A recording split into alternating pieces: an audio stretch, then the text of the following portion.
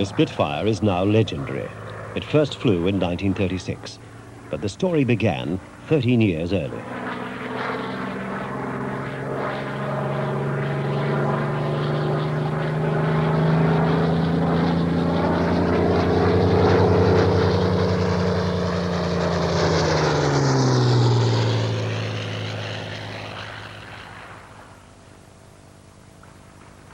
In 1923, the Supermarine Company of Southampton prepared their Sea Lion 3 for the Schneider Trophy contest. It was designed by the 28-year-old chief designer, R.J. Mitchell. The flying boat was powered by a Napier Lion engine of 550 horsepower. The Sea Lion 3 was not new, but a revised version of the aircraft which had won the race in Naples the year before at 145 miles per hour.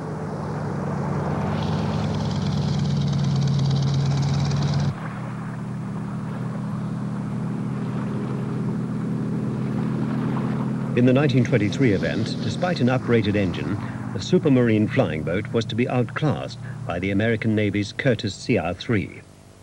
This small seaplane was most carefully streamlined, and its metal propeller was driven by an exceptionally light and powerful engine. The 465 horsepower Curtiss D-12, cast in aluminium, had a very low frontal area and set new standards in aero engine design. Mitchell's answer was the S-4 cantilever monoplane, one of the most beautiful aircraft yet built, and one which bore a distinct family likeness to its most famous descendant. On a test flight in 1925, Henri Biard took the S-4 up to 226 miles per hour, more than enough to win the trophy back, but the day before the race it crashed, possibly due to wing flutter. For the 1927 race, Supermarine built a smaller and tougher aircraft, the S-5. A more powerful Lion engine with smaller frontal area was fitted. The fuselage and floats were largely metal, with wooden, low-mounted wings, wire-braced to prevent a repetition of the earlier mishap. The 1927 Schneider race in Venice was won by the S-5 at a record 281 miles per hour. The pilot was Flight Lieutenant Webster, the RAF having begun to recognize the importance of the contest. But the Napier Lion engine was at the end of its development. So Mitchell went to Henry Royce, who promised him an engine of at least 1,800 horsepower. Rolls-Royce was then producing a V-12 called the Buzzard, a rather unsuccessful 36-litre engine which only produced 825 horsepower. The task facing A.J. Rowledge, the engineer responsible, was simply expressed. He had to more than double the power output. Every moving part of the Buzzard had to be revised and strengthened to withstand the enormously increased stresses. The main bearings of the crankshaft, for example, had to bear a loading of 9 tons. Within 11 months, the first 6 hand-built R engines were being meticulously assembled. To keep the weight as low as possible, extensive use was made of a Rolls-Royce alloy named high-dominium. The exhaust valves were filled with sodium to help conduct the heat away from their heads, an innovation for Rolls-Royce. The 1,800 horsepower could now be contained. Its source lay in the then new technology of supercharging. The centrifugal blower compressed the mixture to a manifold pressure of 13 pounds per square inch above atmospheric, and new anti-detonation fuels had to be researched. Petroleum chemists devised a brew of 78% benzol, 22% aviation spirit, and a trace of tetraethyl lead, which the supercharger fed to the engine at over 3.5 gallons a minute.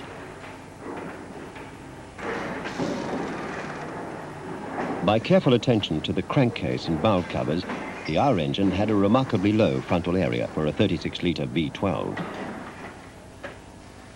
In May 1929, the engine was placed on the test bench.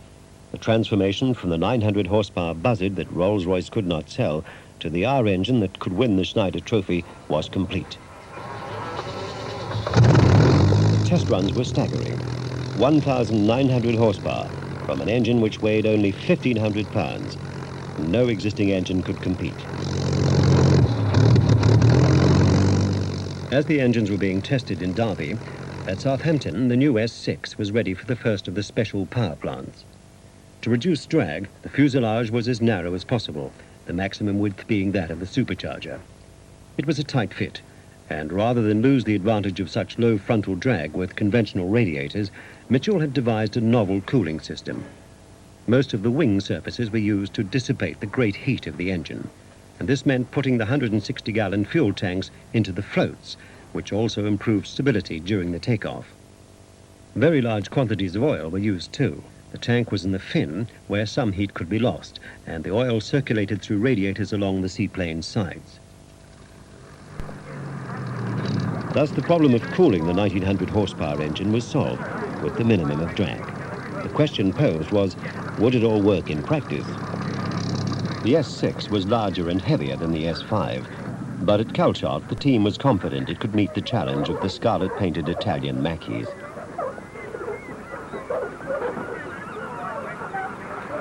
The S6 was by far the most efficient seaplane yet built. It was also the most advanced, being of stressed skin construction.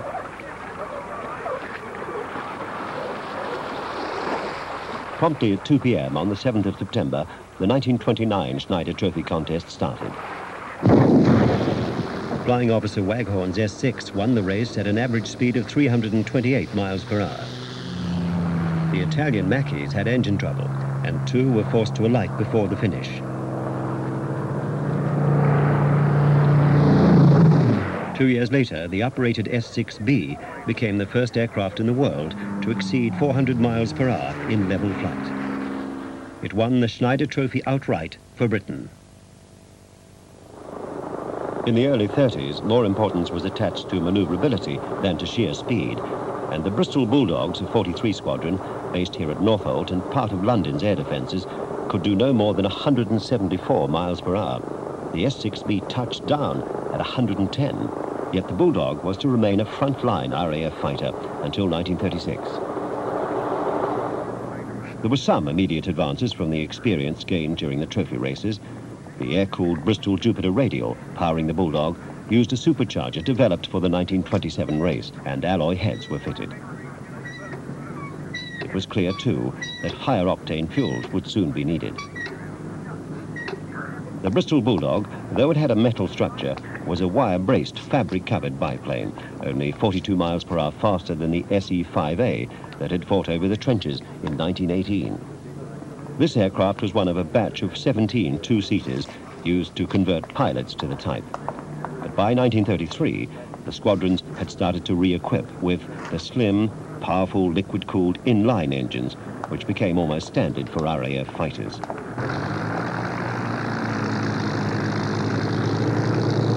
These Hawker Demons, designed by Sidney Cam, were a two-seat fighter variant of the Hart light bomber, which in the 1930 air exercises had shocked the air staff by outperforming the defending interceptors.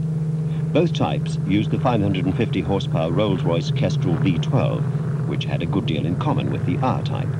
These are 15 Squadron's Harts in 1935. Now only the disappointing Goshawk lay between Rolls-Royce and the best piston engine they ever built. Goshawk and Kestrel were both tested in Cam's 200-mile-an-hour Fury. Only the Kestrel worked well. Nevertheless, Supermarine designed the 224 fighter around the Goshawk, believing that the problems of the more powerful engine could be solved. Mitchell was now convinced that the future lay with monoplanes. Unfortunately, in competition with 5 different biplanes, Supermarine's all-metal monoplane performed badly. The wing and undercarriage fairings housed a complicated pressurized engine cooling system to avoid the drag of external radiators, but it failed to cool the 600 horsepower Goshawk, and the project was abandoned. For the last time, the rugged reliability of the radial engine biplane won the day. The Gloucester Gladiator, though a delight to fly, hardly reflected the technical advances made with the S6 at the beginning of the decade, although it impressed the public at air displays.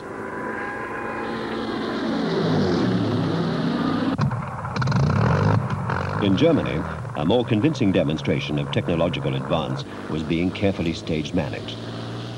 In March 1939, a Heinkel 100 with specially prepared Daimler-Benz engine took off from Oranienburg to attack the world speed record. The small plane flashed round the course and lands after the attempt. Its 23-year-old pilot, Hans Dieteler, being certain he'd broken the record. He had, at over 463 miles per hour. Despite the record and celebrations, the Heinkel didn't go into production for political reasons, but it represented all the lessons of a decade of progress. To meet the growing challenge of the Luftwaffe, 3 new monoplane fighters were ordered for the RAF. The first, but not quite the most famous, was the Hawker Hurricane, powered by the new Rolls-Royce PV-12. The prototype first flew in 1935. The Bolt & Paul Defiant was the second of the new fighters. It was an updated 2-seater with a power-operated 4-gun turret. In early 1940, it was highly successful, being often mistaken for a Hurricane. But it had no forward armament, and once German pilots realized this, its loss rate would become unacceptable.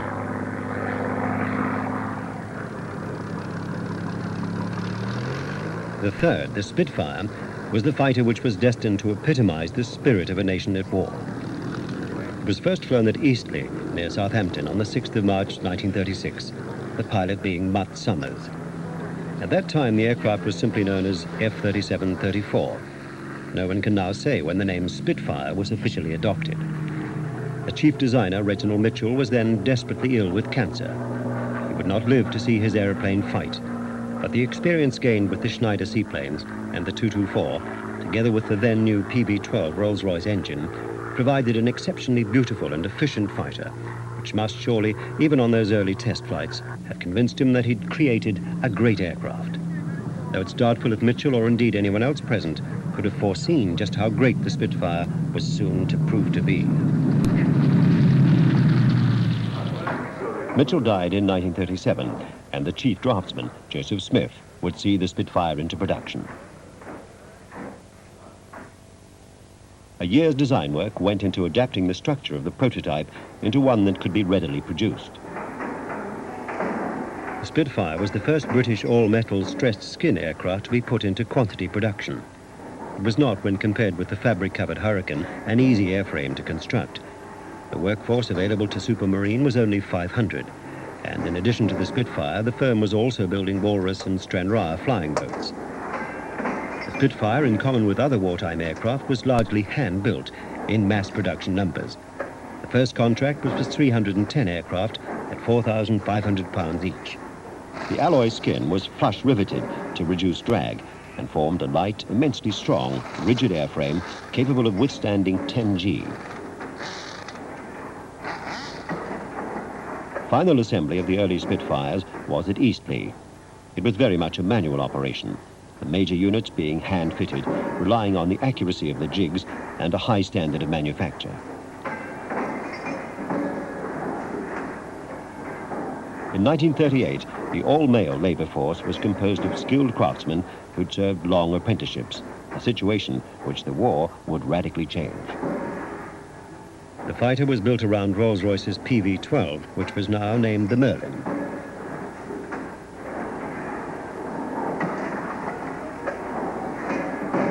The assembly is inspected, the systems checked, and as one Spitfire is completed, another starts on the line.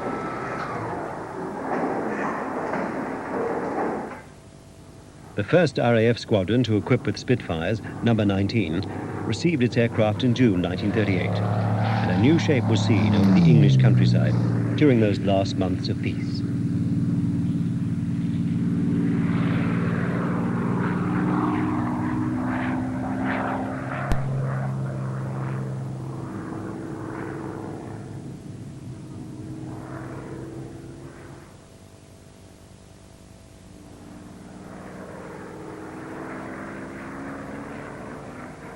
By the time war had broken out in September 1939, 9 RAF fighter squadrons were flying Spitfires, and as they sped overhead, small boys could look up and confidently say, "It's a Spit."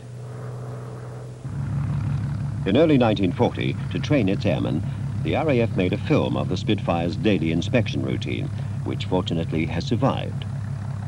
A Mark I taxis in. The pilot's visibility from a Spitfire on the ground is severely limited by the engine. The airmen are required to guide the machine as it approaches the hangars and other parked aircraft.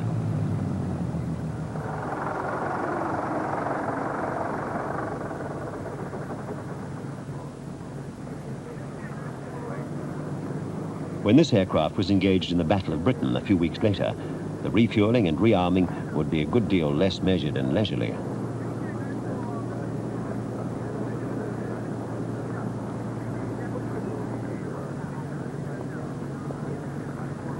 After topping up the 84-gallon fuel tanks, the Spitfire is manhandled into a hangar. In 1940, operational fighters would have been serviced on the airfield, only going into the hangars for major work. A number of skilled tradesmen are needed, even for a daily inspection. They're all RAF servicemen, and at this early stage of the war, probably regulars who'd been trained on biplanes. An airframe rigger tests the wheel brakes, which are operated by compressed air at 200 pounds per square inch. The fabric-covered tail control surfaces, the rudder and elevators, which the rigger tests for full, free and correct movement. The ailerons, too, are checked. It was not unknown for these vital controls to be connected in reverse after major overhaul. The rigger is operating the elevator trim wheel. This secondary flight control moves small trim tabs on the elevator, which enable the pilot to adjust for hands-off flight, compensating for nose or tail heaviness as the power changes. The rudder bar is moved to the limit of its travel and the bias is checked.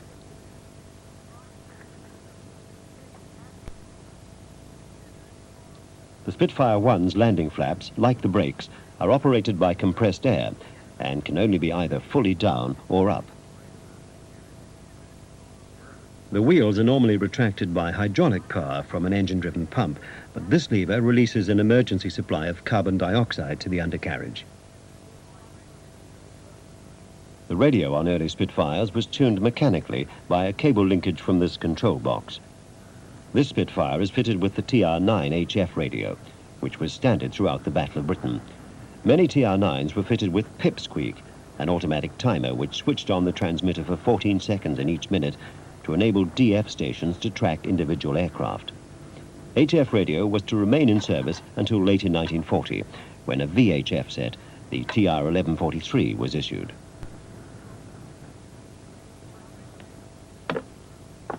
The next tradesman to appear is the instrument mechanic.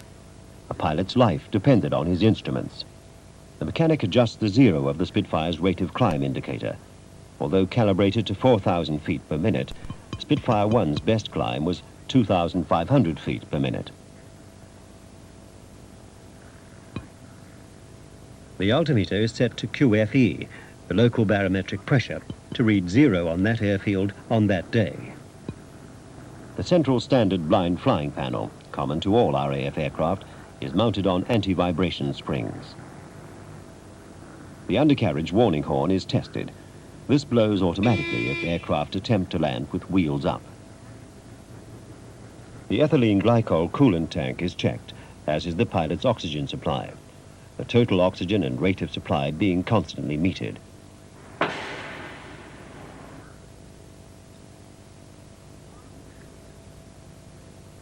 Once oxygen became a standard fitting, it didn't take long for aircrew to discover that a few deep breaths of it were an instant cure for a hangover. The mechanic checks the time, adjusts the clock, and winds it.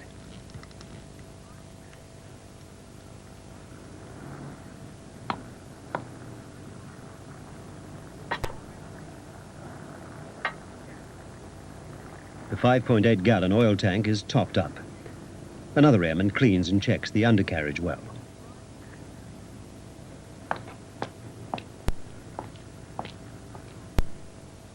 When this film was shot just before the Battle of Britain, the reflector sight was still top secret. The instrument mechanic tests the brightness control of the internal lamp on which the sight depended. 3 spare bulbs are carried in the cockpit. The Spitfire 1 had a control to enable the pilot to lower landing lights fitted under each wing. These powerful lights could also be moved up and down by the pilot. This refinement disappeared on later marks, since Spitfires proved unsuitable for night fighting. The fitter ensures that the fuel filler cap is secure. Next, the fuel gauges for the two internal tanks. One contained 48, the other 37 imperial gallons.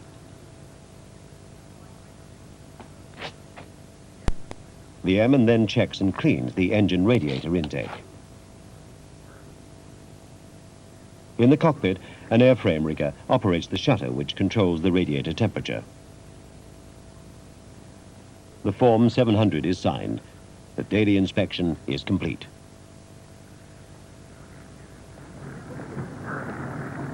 This Spitfire bears the code of number 609, West Riding Squadron. 609 was to be heavily engaged in the Battle of Britain, based at Middle Wallop and Warmwell. This unique film was shot in early June 1940 at number 6 Maintenance Unit, Rise Norton. The Spitfire is pushed past a parked Miles Master trainer and an early Hurricane onto the large grass airfield.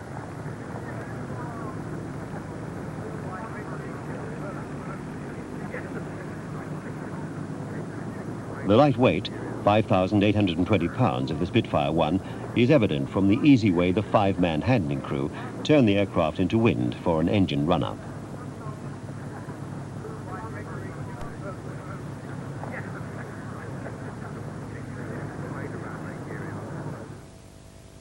The Spitfire required 2,400 rounds of 303-inch ammunition for its 8 Browning guns. Belts are made up with either armor-piercing, incendiary or ball ammunition. The last 25 rounds were usually tracer to warn the pilot he was running out. Each gun had a 300-round belt which was loaded into a box magazine.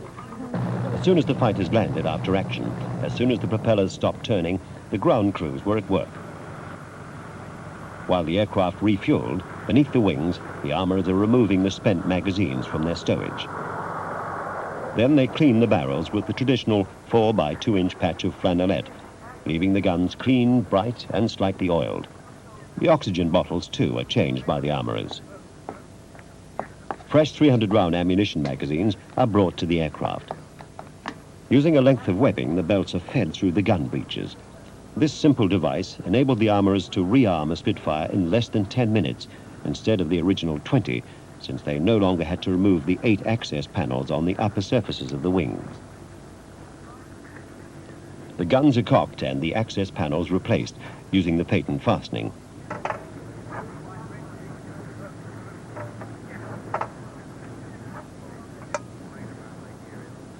As any ex-armourer or rigger will recall, not all panels went back as easily as this one. The Spitfire is now armed and ready to fight. August the 13th, 1940, was, to the Germans, the start of Arde-Angriffen, Eagle attack. The British recognized the same date as the start of the Battle of Britain. The order to the 3 attacking German air fleets was simple: destroy the RAF. As the Ju-88s took off to attack Portsmouth Harbour, RAF airfields and the radar stations, the Luftwaffe High Command confidently expected the battle to end in a total German victory within 2 weeks at the outside. There was ample reason for the Luftwaffe's confidence. They'd already defeated the Polish and French air forces. They now had no fewer than 3,500 aircraft ranged against the RAF's 1,065 fighters. But the German order of battle included the obsolescent Dornier 17s, which had performed well enough in Spain and against moderate fighter opposition over Poland and France. Now, their defensive armament was to prove woefully inadequate. Also prominent were large numbers of Messerschmitt 110 twin-engine destroyer fighters, whose task was to entice the British fighters into battle and shoot them down. The 110, though heavily armed with forward-firing cannon, was slow, cumbersome, and poorly armed against stern attack. The Me-109E was the main opponent of the Spitfires and Hurricanes. This one is flown by the Luftwaffe ace Adolf Galland, then the CO of the fighter wing, JG-26. The 109E was faster than the Hurricane, the equal of the Spitfire. With its fuel-injected engine and cannon armament, it was a deadly fighter. The massed formations of German bombers attacked each and every day during that hot, long summer of 1940.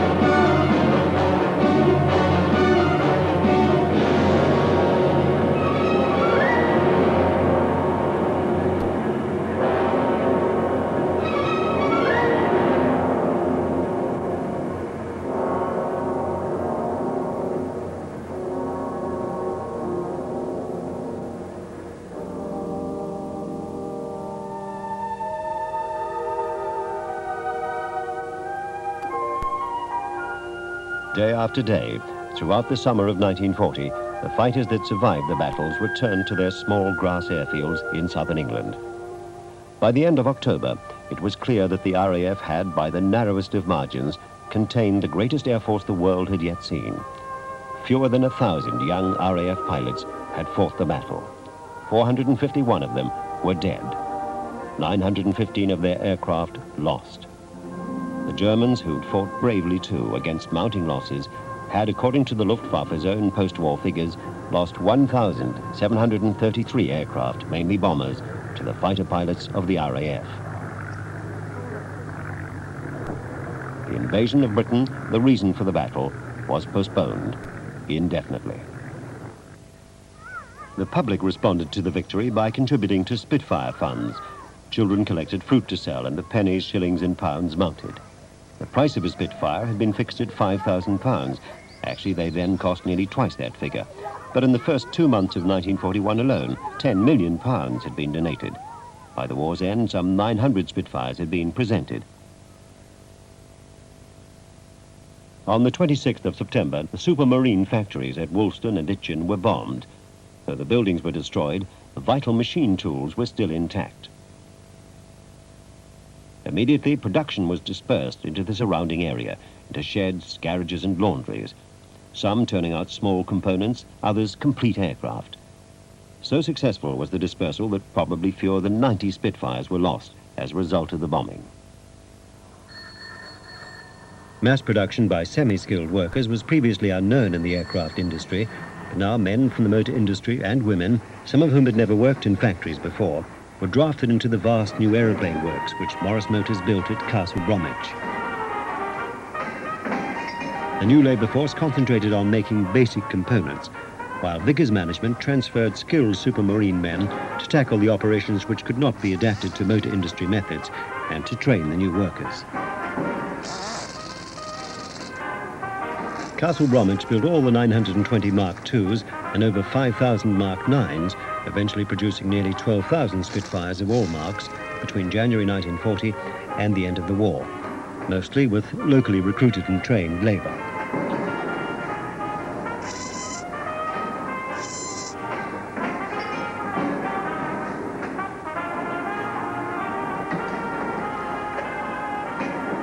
At the end of the line, the armament is fitted. Until 1941, almost every Spitfire had been armed with 4 303 Browning machine guns in each wing. This arrangement of the 8 guns became known as the A-wing. Removable flush-fitting panels in the upper surfaces gave access to the breeches, and the 300-round boxes of ammunition for each gun were fitted from below. Although the aircraft carried 2,400 rounds, the weight of shot from a typical burst was only 8 pounds, which proved inadequate. So the 2 inboard 303s were replaced by a 20mm Hispano cannon under a bulged fairing, which was detachable, like the gun panels. Spitfires with the B-wing gun arrangement carried 600 rounds of 303 ammunition in the outer bays and 120 rounds for the cannon. Most Mark Vs were fitted with the universal or C-type wing. The designation referred only to the gun arrangements. The wing itself might be normal, occasionally extended or clipped. The armament in each wing was either 4 303 Browning machine guns or 2 Brownings and a 20mm Hispano cannon, which was now belt-fed with 120 rounds. Alternatively, the newfound reliability of the Hispano allowed the C-wing to be armed, if required, with 2 20mm cannon by removing all the machine guns. The C-type universal wing was fitted to a number of later Marks.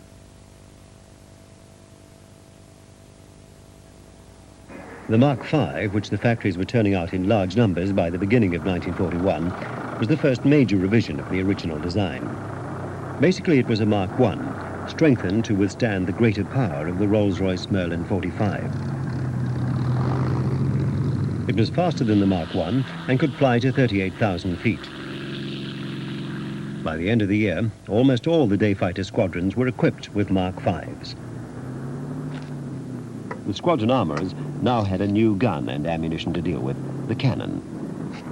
The heavier ammunition is loaded into 60-round drum magazines, 1 per gun. Each shell is checked and carefully inserted. A damaged or incorrectly loaded round could jam the cannon. The magazines for the B-Wing's 303 Brownings were now of a later type, containing 350 rounds per gun. After a sortie, the rearming of the cannon-armed Spitfire 5s, unlike the Mark 1s, required the armourers to work above and below the wings. First, the access panels over the 303 Brownings are removed and the breeches examined. This one is in the forward position, which indicates that this gun has run out of ammunition. The second armourer removes the underwing panels for access to the magazine. The blister covering the cannon breech is removed. This armourer has his screwdriver on a lanyard, it being all too easy with frozen fingers to drop it, losing vital time. Working as a team, the armourers next pull the Browning breech blocks to the rear position in order to clear the ammunition belts. A special tool is used in this official film. In practice, armourers often use their forage caps. The cannon cocking valve is opened so that the empty magazine may be removed.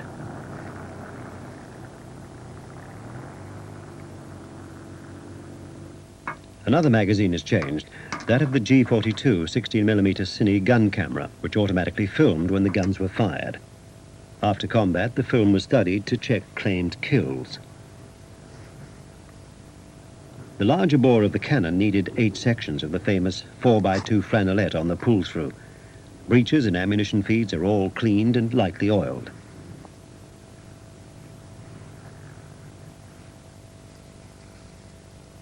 A loaded cannon magazine is carefully fitted and secured. The drag-producing bulges were to remain on all cannon-armed Spitfires, a legacy of the original design, which had not foreseen such heavy armament.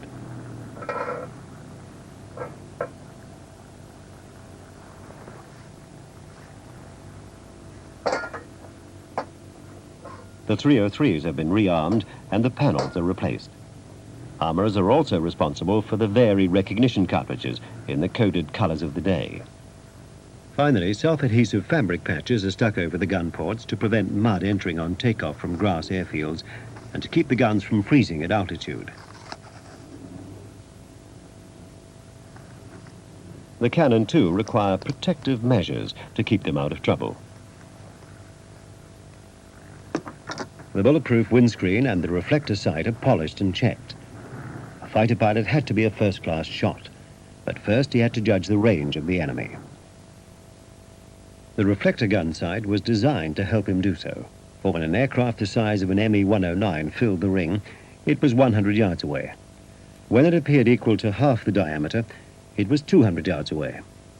Knowing the sizes of the other German types, the pilot could quickly judge their ranges. He estimated the span of the target and turned a knurled wheel to that setting. He then adjusted a second knob to the estimated range. This varied the gap between the two lines in the sight, and when the target filled the gap, it was at the optimum range. Although the bullets left the guns at over twice the speed of sound, this velocity rapidly dropped off. And because the guns vibrated a little as they fired, the bullets spread out into a cone-shaped pattern. The 8-gun Spitfire would fire about 480 rounds in a typical 3-second burst. But at 400 yards, the density of hits would be no more than 7 or 8 per square foot. As well as slowing down and spreading out with range, bullets dropped due to gravity, over 5 feet at 400 yards. So the armourers carefully adjusted the guns and the reflector sight so that they harmonized, and the cones of fire would converge, usually about 250 yards ahead. Careful pilots checked their work. An enemy fighter flying at 300 miles an hour traveled 36 yards in the quarter of a second it took for the 303 bullets to reach it. In a beam attack, the pilot would have to aim 36 yards in front of the target to hit him. But more usually, the angle between the two aircraft was much less than 90 degrees, and the ability to make the instinctive judgment of this angle and this target speed was one of the main factors separating the aces from the others. Enders practice with charts like this familiarized inexperienced pilots with the appearance of German aircraft at different angles and from all likely attacking positions. The Spitfire pilot maneuvered his aircraft so that targets 20 degrees off just touched the ring and were pointing towards the dot on which the guns were directed. Targets 10 degrees off were placed halfway between the ring and dot. At 5 degrees off, they should be even nearer the dot center. The Messerschmitt in this diagram is correctly positioned in the ring, but this shot will miss. By 1942, the much improved gyro gun sight was introduced. It retained the familiar ring and dot as a standby, but had a second ring of 6 diamond-shaped dots projected on the screen beside it. The diameter of this ring was controllable by the pilot, who twisted the throttle grip until this pattern just circled the span of the target. The sight automatically computed the range and deflection of the enemy, even in a tight turn.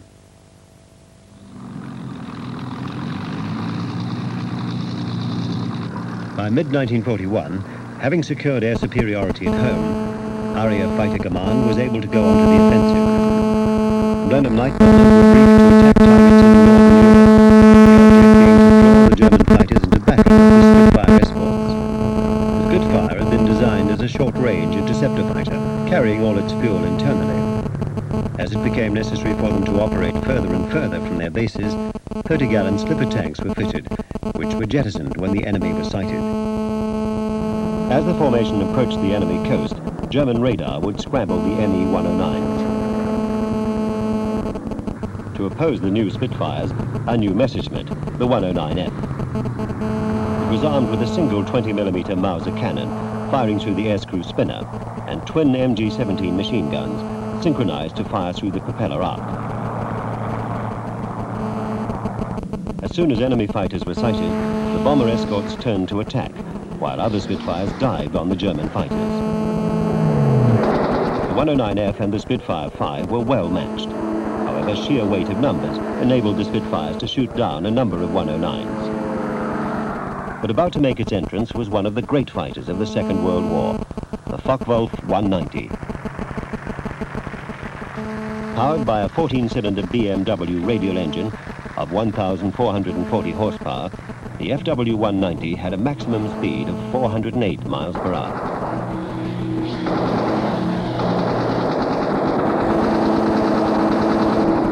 Spitfire 5 was outclassed.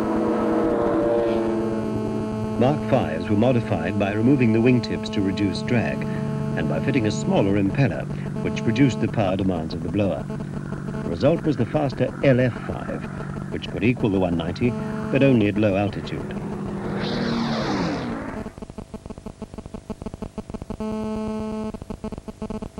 At Rolls-Royce, it was appreciated that the low-flying Spitfire was only an interim measure. But as before, Rolls had developed an engine which was to provide a more lasting solution. A new supercharger had been fitted to give bombers a better high-altitude performance. If the longer engine could be fitted into the Spitfire, it would transform the fighter. A preserved Mark 9 shows how it was done. The nose of the Mark 5 was lengthened and the engine fitted tightly under the cowling. To absorb the greater power, a 4-bladed propeller was fitted. Beneath the oil tank, the air intake, which was increased in area.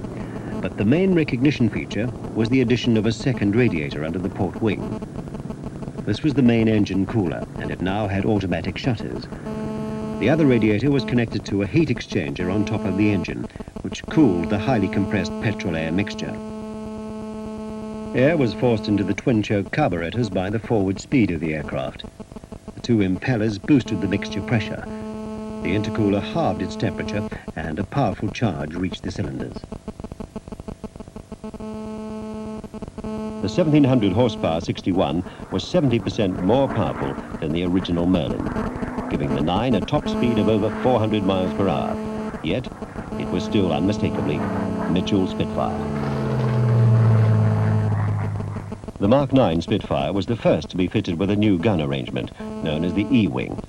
In the outer bay was fitted a 20mm Hispano, and beside it was a new, heavier caliber .5-inch Browning machine gun. Both were belt-fed, and a total of about 740 rounds was carried. In May 1942, the RAF captured an airworthy FW-190A. Experts minutely examined the German aircraft. It was then extensively flown against a Spitfire 9 in mock combat. The conclusion being that the 2 fighters were evenly matched, an opinion that was to be borne out in actual combat.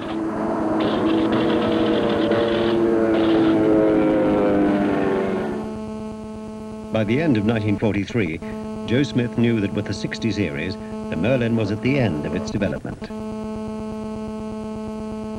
A new Rolls-Royce engine, the 37-litre 2,000 horsepower Griffon, was fitted to the Spitfire 12s and 14s. Just in time to counter the menace of the V-1 flying bomb. The Mark 5s, now outclassed in Northern Europe, were still in frontline service overseas. To ferry aircraft to distant commands, drop tanks of either 90 or 170-gallon capacity were fitted. 367 Spitfires were flown from carriers 800 miles to the besieged island of Malta. In North Africa, Sicily and Italy, as the Allied armies advanced, Spitfire 5s fitted with tropical air filters flew constant sorties to support the armies on the ground. Although the large air filter reduced their performance slightly, without them engines would have been worn out in a matter of hours. The Spitfire 5 was the first Mark to be capable of carrying bombs, up to 500 pounds.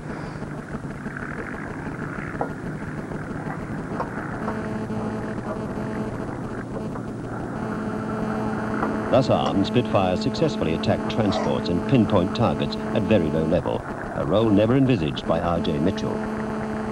When one considers that many of these aircraft were converted Mark 1s, the excellence of the original design and construction is apparent. In 1943, the wheel turned full circle, as 3 Spitfire 5s converted into seaplanes were test flown in Egypt, recalling the Schneider Trophy 12 years earlier. There was another nautical role for the Spitfire. 6 squadrons of Mark IIs were used for air-sea rescue, dropping dinghies to downed aircrew, who were picked up by a Supermarine walrus. The walrus, known to the service as the Shagbat, was a distant cousin of the Spitfire, being a descendant of Mitchell's Sea Lion.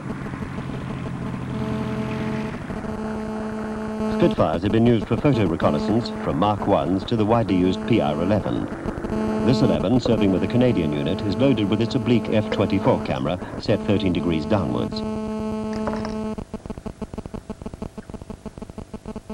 The PR-11 had a range of 1,340 miles, which required the oil tank to be enlarged to 13 gallons.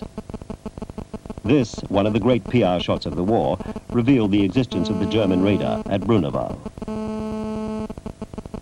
This photograph of the Mona Dam, after the famous raid, was taken from a PR-11 of 542 Squadron. Vertical cameras shot through 2 ports beneath the fuselage. The cameras were offset to provide overlap coverage. The Griffon Engine 19 was the final PR Spitfire. The Spitfire proved remarkably adaptable. There was one role, however, in which it was to prove flawed, as a naval carrier-borne fighter. In June 1941, the Seafire II, a naval version of the Spitfire 5, entered service with the Fleet Air Arm. Seafires participated in Operation Torch, the Allied invasion of North Africa, and also supported the landings at Salerno in September of 1943. It would, however, be fair to say that when compared with the excellent American fleet fighters, the Seafire was at a disadvantage.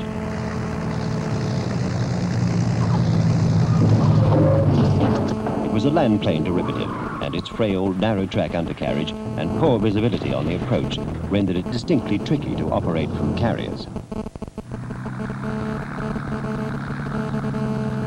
In late 1944, operating from captured airfields, Griffon-engined Spitfire 14s take off.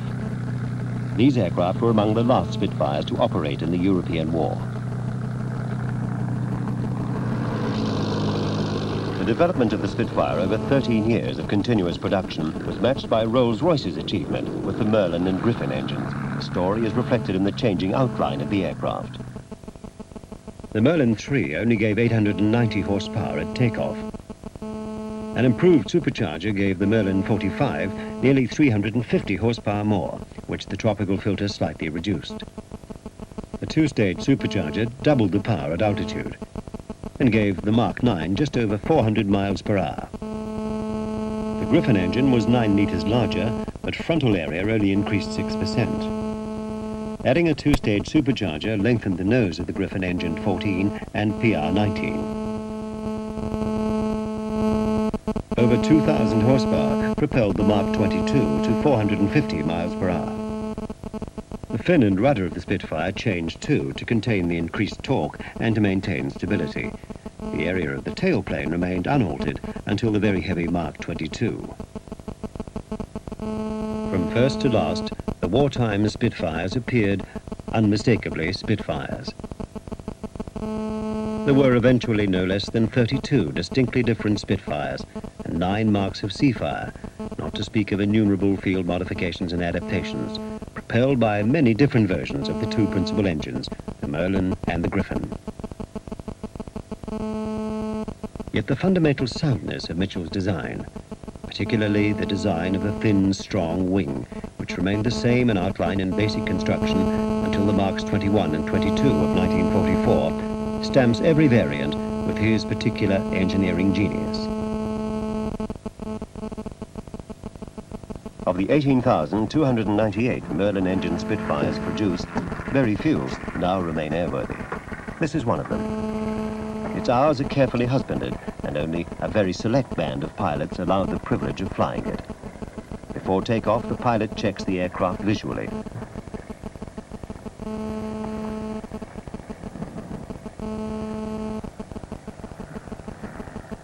The creep marks are in line, no cuts on the tires. The 4-bladed propeller has no nicks or fluid leaks. The condition of the elevators is carefully examined. Any distortion will make the Spitfire very difficult to control. The rudder must have full unrestricted movement. Trim tab neutral and hinge plane satisfactory.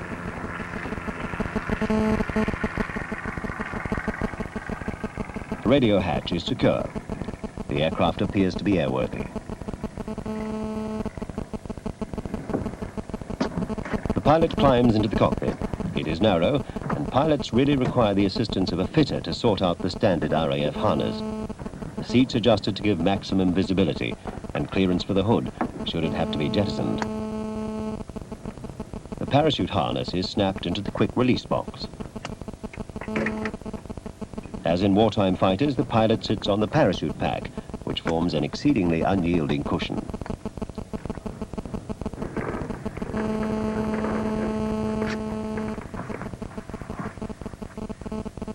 Flying gloves are donned to give a secure grip on the controls.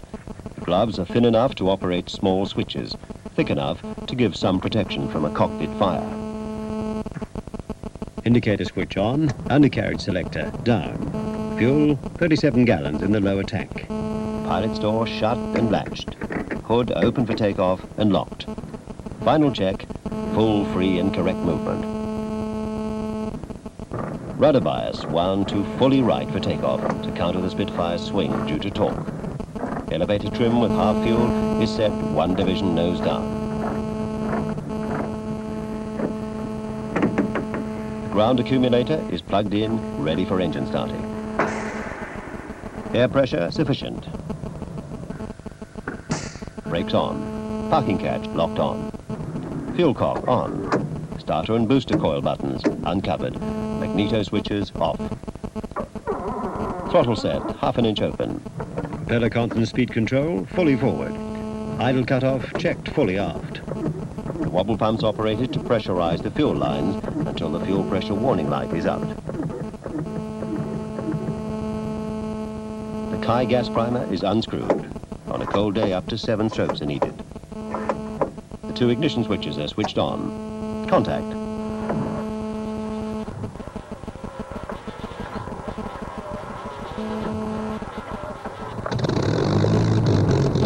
Magnetos both checked live. Oil pressure rising, fuel pressure warning light off.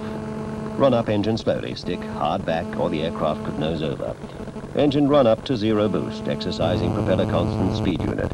Check for magneto drop, engine run up satisfactory. Pressures and temperatures okay. Call tower for takeoff clearance.